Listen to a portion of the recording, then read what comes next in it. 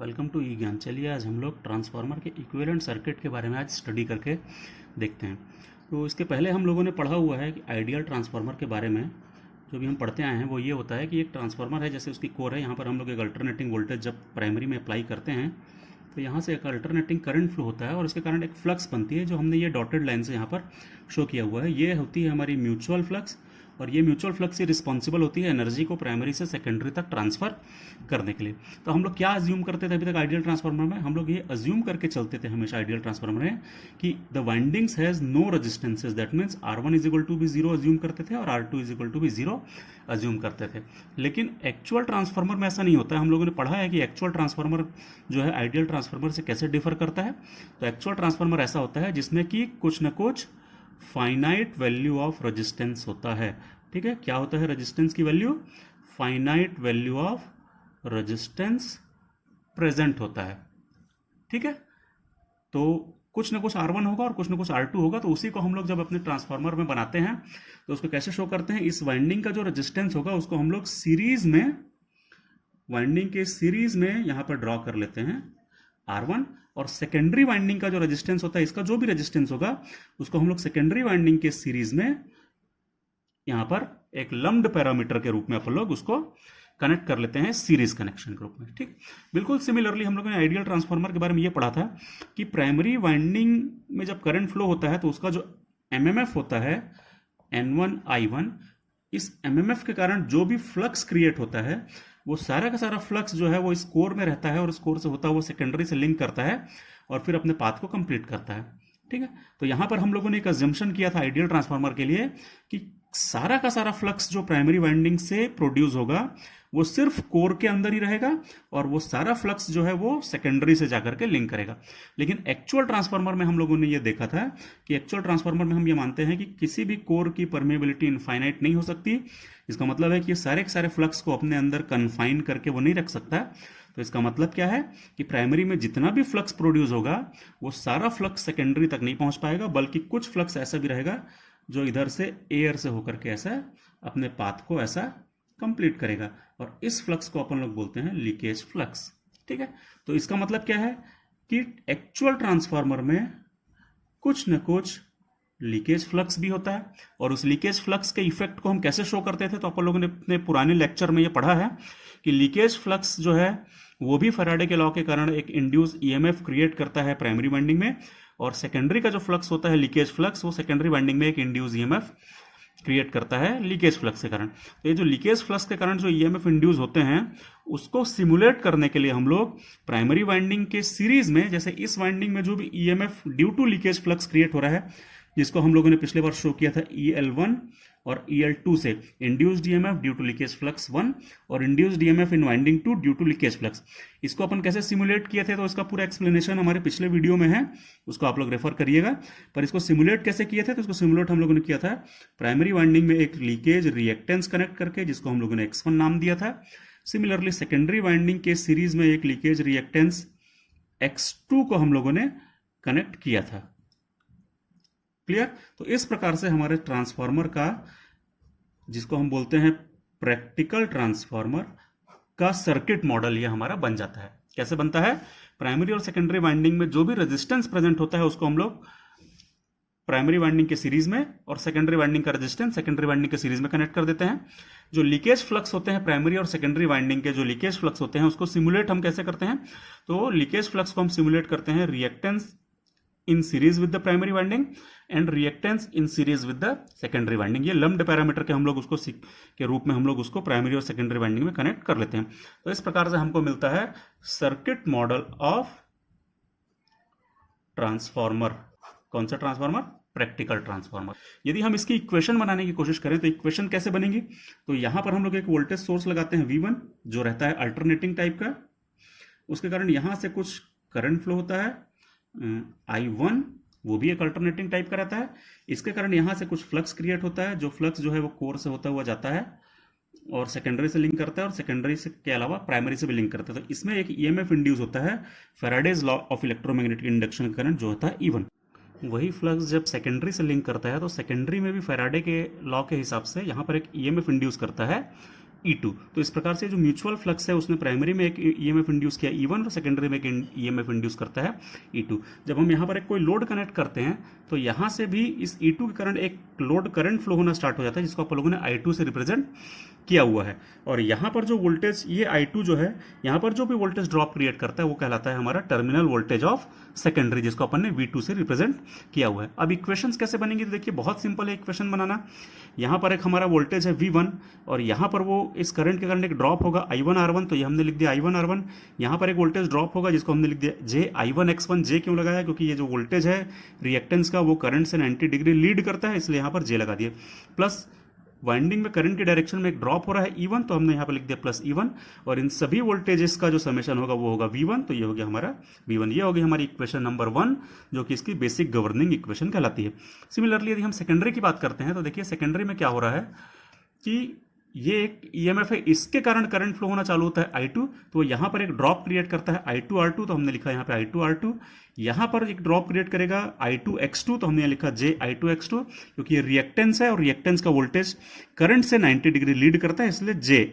ठीक है, तो ये हो गया J I2X2। और यहाँ पर वो एक वोल्टेज ड्रॉप क्रिएट कर रहा है लोड में जो कहलाता है V2, तो इसलिए हमने लिख दिया प्लस V2। तो ये सभी ड्रॉप्स को जब अपन ऐड करते हैं तो इन सब का समेशन होता है इस वोल्टेज E2 के बराबर, तो ये हमने लिख दिया इज इक्वल टू E2। तो E2 is equal to I2R2 plus J I2X2 plus V2, ये इक्वेशन नंबर 2 बन गई। तो ये हमारी बेसिक गवर्निंग इक्वेशन है, इक्वेशन नंबर 1 और इक्वेशन नंबर 2। अब हम पहुंचते हैं इक्विवेलेंट सर्किट के तरफ कि इक्विवेलेंट सर्किट क्या होता है, क्योंकि हमको बनाना क्या था, इक्विवेलेंट सर्किट।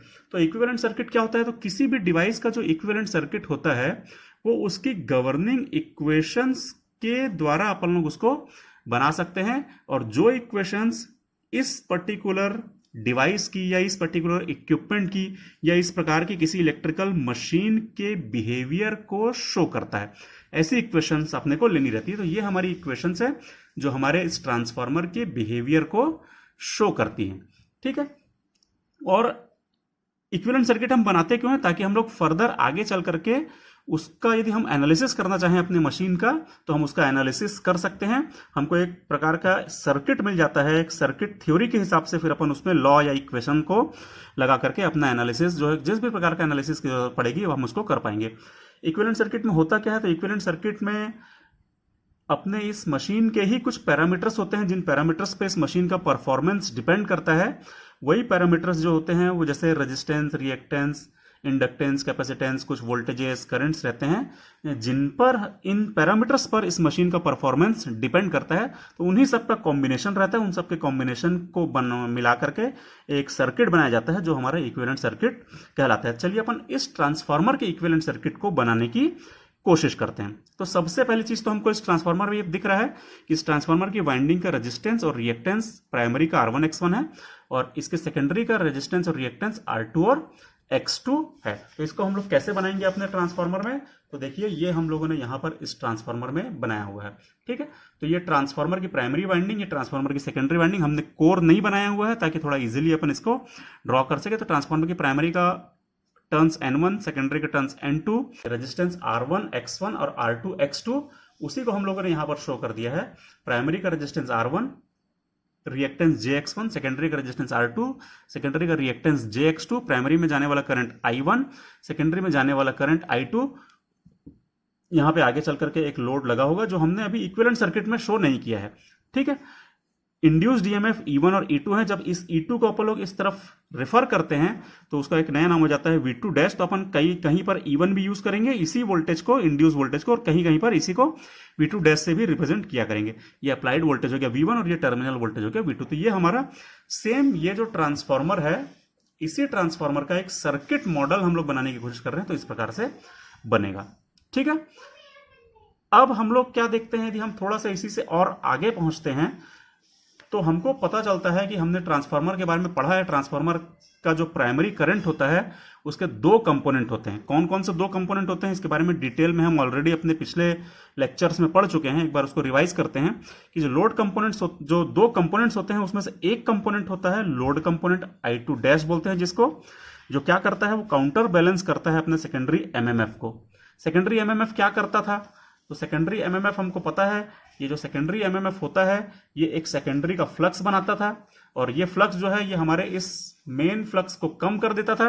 तो ताकि मेन फ्लक्स इसमें हमेशा कांस्टेंट बना रहे, इसलिए प्राइमरी में से कुछ एक्स्ट्रा करंट I2 डैश भी फ्लो होना स्टार्ट हो जाता है। ठीक है, और वही I2 डैश है ये वाला, जो हमारे प्राइमरी करंट का एक कंपोनेंट है जिसको अपन लोड कंपोनेंट बोलते हैं। ये काउंटर बैलेंस करता है सेकेंडरी एमएमएफ के इफेक्ट को। सेकेंडरी का एमएमएफ का जो इफेक्ट था वो क्या था, वो उसका एक खुद का फ्लक्स था, तो उस फ्लक्स को पूरी तरह से कैंसिल कर देता है I2 डैश।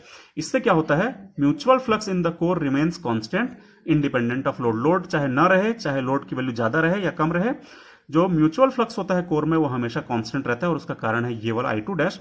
ये I1 का एक कंपोनेंट है।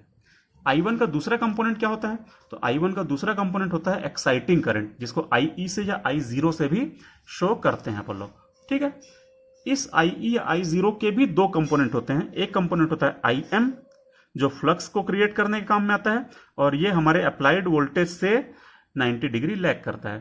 ठीक है, दूसरा कंपोनेंट होता है IW, और इसी को अपन IC भी बोलते हैं। इसका नाम क्या है, कोर लॉस कंपोनेंट, जो कि वोल्टेज के फेज में होता है। ठीक है, इसी के लिए हम आगे स्टडी करें तो हमको पता चल गया कि ये जो IE है एक्साइटिंग करंट, मतलब कि उसी को नो लोड करंट भी बोलते हैं। इसके दो कंपोनेंट हैं, IW और IM, या फिर IC प्लस IM। इनका फेजर सम जो होता है वो इस करंट के बराबर होता है। अब ये IW या IC क्या है, तो ये जो होता है वो रिस्पॉन्सिबल रहता है कोर लॉस के लिए। और कोर लॉस को कैसे निकालते हैं अपन लोग, तो वो होता है V2 dash multiplied by IC। वही V2 डैश जिसको अपन E1 को अपन ने V2 डैश शो किया था, इंड्यूस्ड EMF। ठीक है, तो वोल्टेज मल्टीप्लाइड बाय करंट के बराबर होता है कोर लॉस। और इसको रिप्रेजेंट अपन कैसे करते हैं, तो अपने सर्किट में अपन इसको रिप्रेजेंट करते हैं RC के द्वारा, जो कि पैरेलल में रहता है V2 डैश के। ठीक है, दूसरा जो हमारा करंट था IM या I5 से, जिसको अपन रिप्रेजेंट करते हैं, ये क्या होता है, लैग करता है V2 डैश या E1 से 90 डिग्री पे, और इसीलिए इसको हम अपन रिप्रेजेंट करते हैं अपने इक्विवेलेंट सर्किट में X5 या X0 से, क्योंकि हमको पता है कि रिएक्टेंस में ही करंट जो होता है वो 90 डिग्री वोल्टेज से लैग करता है। यदि वोल्टेज से ये वाला करंट 90 डिग्री लैग कर रहा है, मतलब ये करंट कहां फ्लो हो रहा होगा, ये रिएक्टेंस में फ्लो हो रहा होगा। यहां पर हम लोगों का जो करंट है वो वोल्टेज के सेम फेज में रहता है। अभी हम लोगों ने डिस्कस किया था, क्योंकि ये वोल्टेज के सेम फेज में रहता है, इसलिए ये कहां से फ्लो होगा, तो रेजिस्टेंस का ही करंट होता है जो सेम फेज में फ्लो होता है, इसलिए अपन ने इसको रेजिस्टेंस से रिप्रेजेंट किया है। और उसकी वैल्यू अपन निकालते हैं V2 डैश अपॉन ये वाला करंट IC। तो इस प्रकार से हमको क्या मिल जाता है, अपने इक्विवेलेंट सर्किट में दो कंपोनेंट मिलते हैं। एक मिलता है ये R, और दूसरा कंपोनेंट हमको मिलता है ये वाला X, जो हमको अपने इक्विवेलेंट सर्किट में मिला।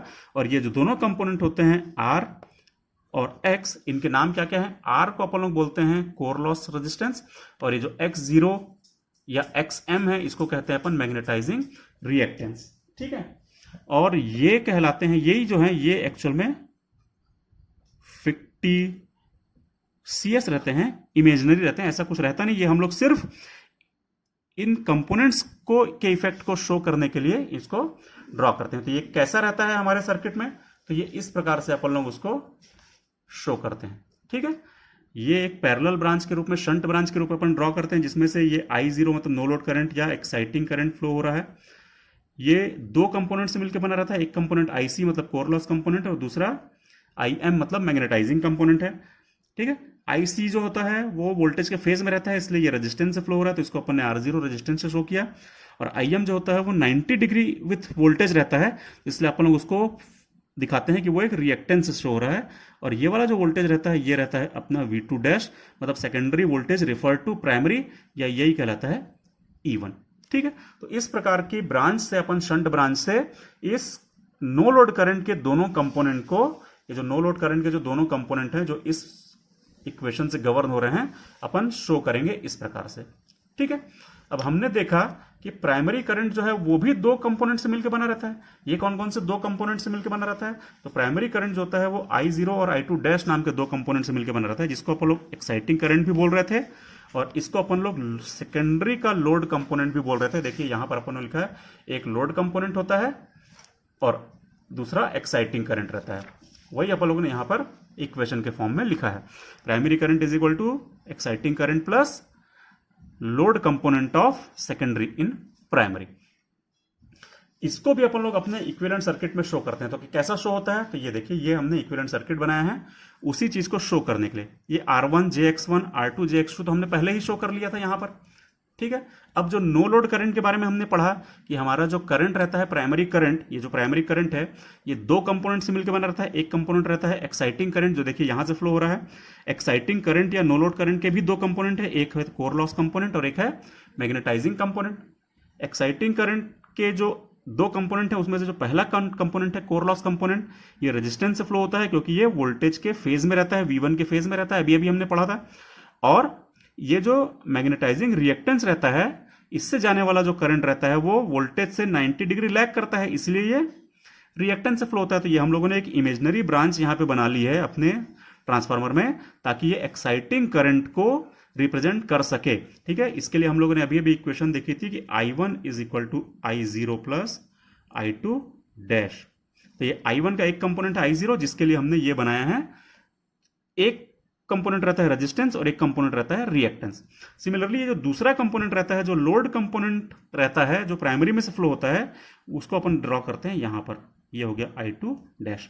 तो इस करंट का, ये जो करंट है हमारा I2, इसके इफेक्ट को काउंटर बैलेंस करने के लिए यहां से ये वाला करंट फ्लो होता है I2 डैश, और ये होता है हमारा नो लोड कंपोनेंट या एक्साइटिंग कंपोनेंट ऑफ करंट। तो ये हो गया, इसको हमने इस पर्टिकुलर ब्रांच से शो किया। अब हमारा ये ट्रांसफार्मर का एक सर्किट डायग्राम बना जिसमें हमने करंट के, प्राइमरी करंट के भी दोनों कंपोनेंट को रिप्रेजेंट कर लिया है। अभी भी हमारे पास दो सर्किट हैं, ठीक है। अभी भी हमारे पास कितने सर्किट हैं, दो सर्किट है, प्राइमरी और सेकेंडरी। अब हम इसको थोड़ा और कोशिश करेंगे कि हम इसको एक सर्किट में कन्वर्ट कर सके, ताकि हमारे कैलकुलेशंस थोड़ा इजी हो जाए। तो कैसे करेंगे अपन लोग, चलिए उसको देखते हैं अपन।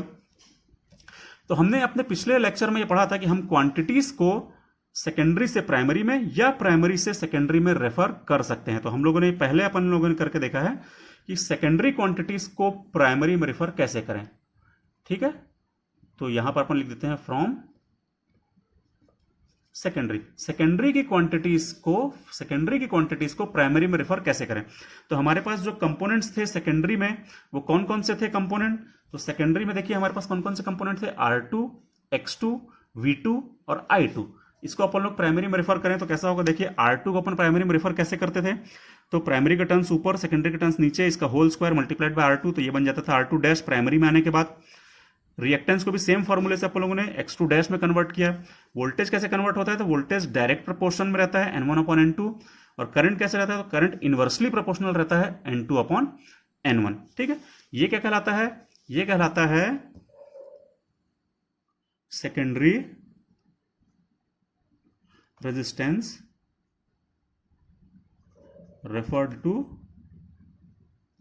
Primary. Similarly secondary reactance referred to primary, ये हो गया।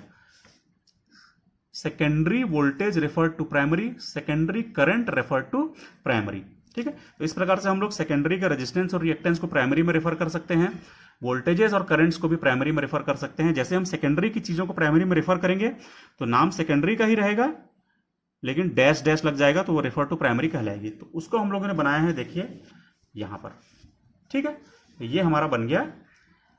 अब इन दो अलग अलग सर्किट के बजाय एक सर्किट बन गया। ये हमने बनाया है रेफर्ड टू प्राइमरी। क्या होगा, ये जो R1 और JX1 था ये तो पहले से ही प्राइमरी में थे, तो ये एज इट इज बना दिए R1 और JX1, ठीक है। सिमिलरली ये दोनों ब्रांच पहले से ही प्राइमरी में थी, तो इसको एज इट इज लिख दो R0 और X0। ये वाला करंट हमारा नो लोड करंट पहले से ही फ्लो हो रहा था, ये वाला करंट अपना IC था, और ये वाला करंट हमारा IM था। तो जितनी चीजें पहले से हमको पता थी वो पहले से ही एज इट इज अपन ने बना दी हैं। ये वाला वोल्टेज हमारा V1 था, ठीक है।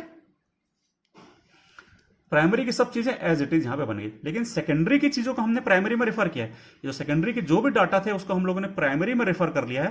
तो R2 जब प्राइमरी में जाता है तो क्या बन जाता है, ये बन जाता है R2 dash, secondary resistance refer to primary. ये X2 जब जाता है तो वो क्या बन जाता है, JX2 डैश, प्राइमरी में चला गया। ये जो V2 है ये जब प्राइमरी में पहुंचता है तो क्या बन जाता है, ये बन जाता है V2 dash is equal to क्या था, N1/N2 इंटू V2 था, ठीक है। सिमिलरली यहां से जाने वाला जो करंट था, जो ऐसे जा रहा था, सॉरी ये था हमारा पहले I2, अब ये बन गया है I2 डैश। ये देखिए यहां पर भी अपन ने उसको नाम I2 डैश दिया था, यहां पर भी वो I2 डैश ही है, ये ध्यान देने वाली बात है। ठीक है, तो ये हमारा बन गया circuit refer to primary. Same तरीके से यदि हम लोग अपने सर्किट को सेकेंडरी में रेफर करना चाहें, when the circuit is refer to secondary from primary, यदि हम सेकेंडरी से प्राइमरी में जाना, मतलब प्राइमरी से सेकेंडरी में अब जाना चाहें तो कैसे होगा? ये प्राइमरी का वोल्टेज सेकेंडरी में रेफर हो गया तो हो गया V1 डैश, प्राइमरी का करंट था वो सेकेंडरी में रेफर करें तो बन जाएगा I1 डैश, मतलब primary current refer to secondary. Resistance जो प्राइमरी में था वो R1 था, हमने उसको सेकेंडरी में रेफर किया तो बन गया R1 डैश। R1 शो करता है प्राइमरी रेजिस्टेंस, ये शो करता है refer to secondary. Formula N2/N1 का whole square into R1। Similarly X1 को भी जो प्राइमरी लीकेज रिएक्टेंस था हम लोगों ने उसको सेकेंडरी में रेफर कर दिया तो वो X1 डैश बन गया। सिमिलरली जो हमारी शंट ब्रांचेस का जो रेजिस्टेंस था R0 उसको भी रेफर कर लिया, रिएक्टेंस को भी रेफर कर लिया। तो इस डायग्राम से इक्विवेलेंट सर्किट कैसा बनेगा? तो ये बन जाएगा इक्विवेलेंट सर्किट, ये हो जाएगा रेफर्ड टू सेकेंडरी। क्या क्या चीजें बदलेंगी?